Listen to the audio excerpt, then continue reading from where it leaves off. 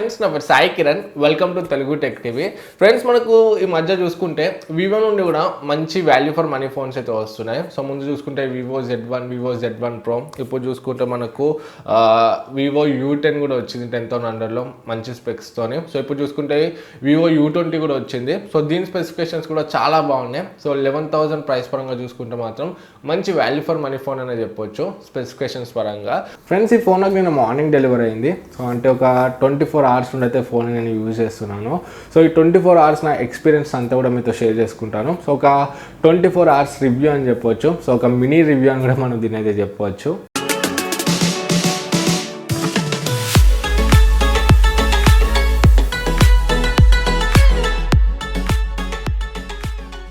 Friends first మనం బాక్స్లో ఏమేమి కంటెంట్స్ ఉన్నాయో చూద్దాము సో ఫస్ట్ చూసుకుంటే మనకు ఒక user manuals and SIM card ejector అయితే ఉంది నెక్స్ట్ మనకు టీపీయూ కేస్ ఉంది సో కేస్ క్వాలిటీ చూసుకుంటే బాగుందని చెప్పొచ్చు సో కొంచెం హార్డ్ అండ్ థిక్గా ఉంది టీపీయూ కేస్ క్వాలిటీ చూసుకుంటే నెక్స్ట్ చూసుకుంటే మనకు పవర్ అడాప్టర్ ఉంది ఇది మనకు 18 వాట్ ఫాస్ట్ ఛార్జింగ్ అయితే సపోర్ట్ చేస్తుంది ఇది ఒక మంచి విషయం అని చెప్పొచ్చు సో ఈ 11,000 ప్రైస్ రేంజ్లో ఫాస్ట్ ఛార్జింగ్ సపోర్ట్ అంటే అండ్ అది కూడా మనకు బాక్స్లోనే ఫాస్ట్ ఛార్జింగ్ అయితే ప్రొవైడ్ చేస్తున్నారు ఇది కూడా ఒక మంచి విషయం అని చెప్పొచ్చు కాకపోతే దీంట్లో మనకు కేబుల్ మాత్రం మైక్రో యూఎస్బీ కేబుల్ ఇచ్చారు సో టైప్ సి ఇచ్చుంటే ఇంకొంచెం బెటర్ అయితే ఉండేది సో ఓవరాల్గా మనము ఛార్జింగ్ పరంగా చూసుకుంటే కొంచెం బెటర్ అనేది చెప్పొచ్చు ఎందుకంటే మనకు ఈ బడ్జెట్లో 18 వాట్ ఫాస్ట్ ఛార్జింగ్ సపోర్ట్ చేస్తుంది అండ్ బాక్స్లోనే మనకు ఫాస్ట్ ఛార్జింగ్ అయితే వీళ్ళు ప్రొవైడ్ చేస్తున్నారు ఫ్రెండ్స్ ఇక మనం ఫోన్ విషయానికి వచ్చినట్లయితే సో ఫస్ట్ బాక్స్లో దిగగానే ఫోన్ డిజైనింగ్ అయితే చాలా అంటే చాలా ప్రీమియం ఉంది సో ఇది మనకు 2 కలర్స్లో ఉంది బ్లాక్ కలర్ ఒకటి అండ్ ఇంకా బ్లూ కలర్ ఒకటి సో నేనైతే బ్లూ కలర్ని చూస్ చేసుకున్నాను ఇది మనకు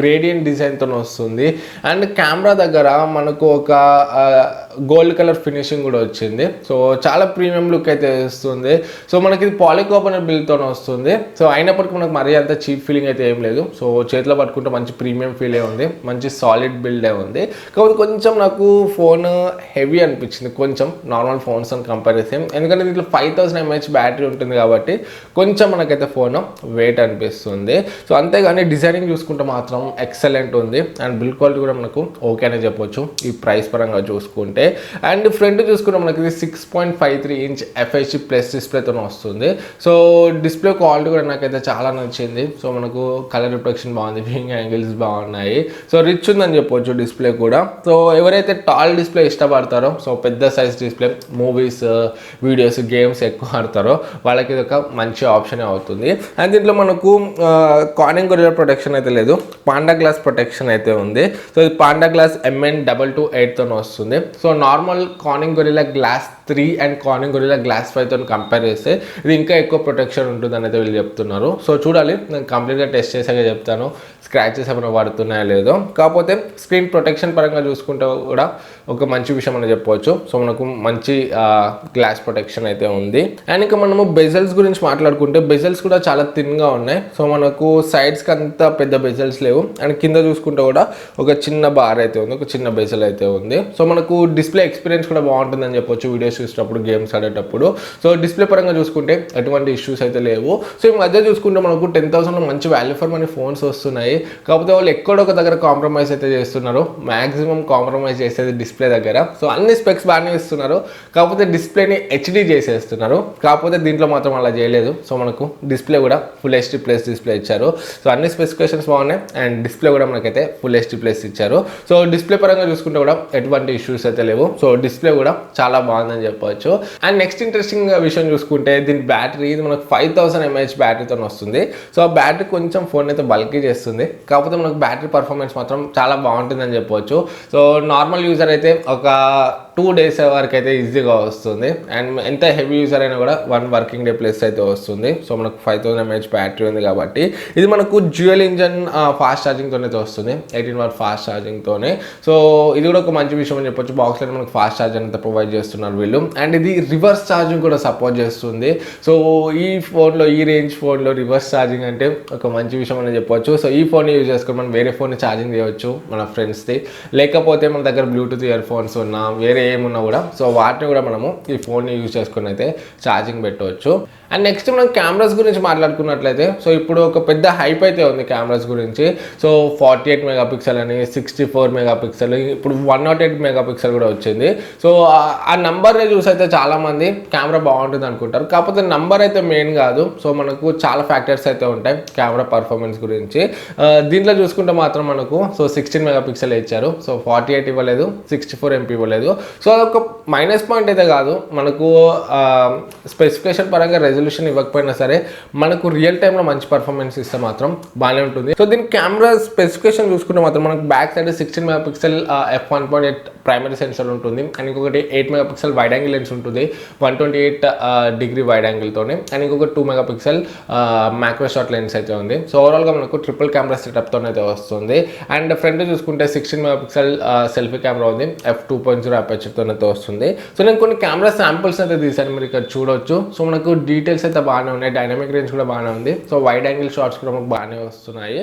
కాకపోతే నేను కంప్లీట్గా టెస్ట్ చేసి ఒక డెడికేటెడ్ కెమెరా రివ్యూ అయితే చేస్తాను, అండ్ గూగుల్ కెమెరా కూడా ఇన్స్టాల్ చేయడానికి ట్రై చేస్తాను. ఒకవేళ అది వరకు అయితే so stock versus Google camera comparison video కూడా మన ఛానల్లో అయితే వస్తుంది.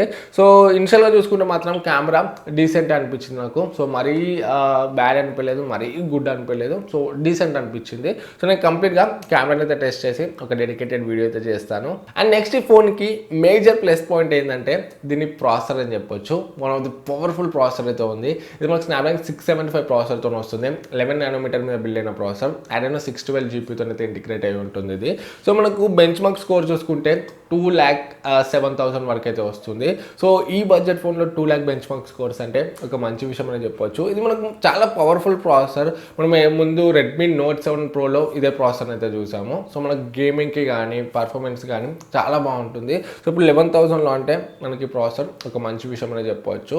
సో హార్డ్వేర్ పరంగా కూడా ఈ ఫోన్ అయితే స్ట్రాంగ్ ఉందని చెప్పొచ్చు. సో మీరు హెవీ గేమర్ అయినా హెవీ యూజర్ అయినా కూడా మీకు ఈ ప్రాసెసర్ అనేది చాలా బాగుంటుంది. అండ్ సాఫ్ట్వేర్ విషయానికి వచ్చినట్లయితే ఇది out of the box Android 9తో అయితే వస్తుంది. అండ్ దీంట్లో యూఐ చూసుకుంటే ఫన్టచ్ ఓఎస్ ఉంటుంది, ఫన్టచ్ ఓఎస్ 9.2తో అయితే వస్తుంది. చాలా ఆప్షన్స్ అయితే ఉంటాయి, చాలా ఎక్కువ ఆప్షన్స్ ఉంటాయి, బ్లోట్వేర్ అప్లికేషన్స్ ఉన్నాయి. సో యూఐ అయితే నాకు కొంచెం అంత నీట్ అండ్ క్లీన్ అయితే అనిపించలేదు. అండ్ నెక్స్ట్ మనం సెన్సర్స్ గురించి మాట్లాడుకున్నట్లయితే దీంట్లో ఫింగర్ ప్రింట్ స్కానర్ మనకు బ్యాక్ సైడ్లో ఉంది. సో ఫింగర్ ప్రింట్ స్కానర్ బాగానే వర్క్ అవుతుంది. సో మనకు 1 సెకండ్లో అన్లాక్ అయితే అవుతుంది. సో అక్యురేట్గా అండ్ ఫాస్ట్గానే ఉంది. సో ఫేస్ అన్లాక్ చూసుకుంటే మాత్రం సూపర్ ఫాస్ట్ ఉందని చెప్పొచ్చు. సో ఏవైతే మనం రియల్మీ ఫోన్స్లో చూసామో సేమ్ అదే స్పీడ్ ఉంది. సో ఓపెన్ చేశాను, ఓపెన్ అయింది, ఓపెన్ చేశాను, ఓపెన్ అయింది. సో మనకు ఫేస్ అన్లాక్ అయితే చాలా ఫాస్ట్గా వర్క్ అవుతుంది. So finger print face unlock అయితే బాగా వర్క్ అవుతున్నాయని చెప్పొచ్చు. అండ్ నెక్స్ట్ మనకు దీంట్లో యాక్సిడెంట్ సెన్సార్ ఉంది, ప్రాక్సిమిటీ, జైరోస్కోప్, కంపస్ సెన్సర్ ఇవన్నీ కూడా ఉన్నాయి. సో సెన్సార్స్ కూడా ఆల్మోస్ట్ అన్ని సెన్సార్స్ అయితే ఉన్నాయి. అండ్ ఇది వైడ్ 1 L1 సపోర్ట్ చేస్తుంది. నెట్ఫ్లిక్స్ అండ్ అమెజాన్లో మనము హెచ్డీలో వీడియోస్ని అయితే స్ట్రీమ్ చేయవచ్చు.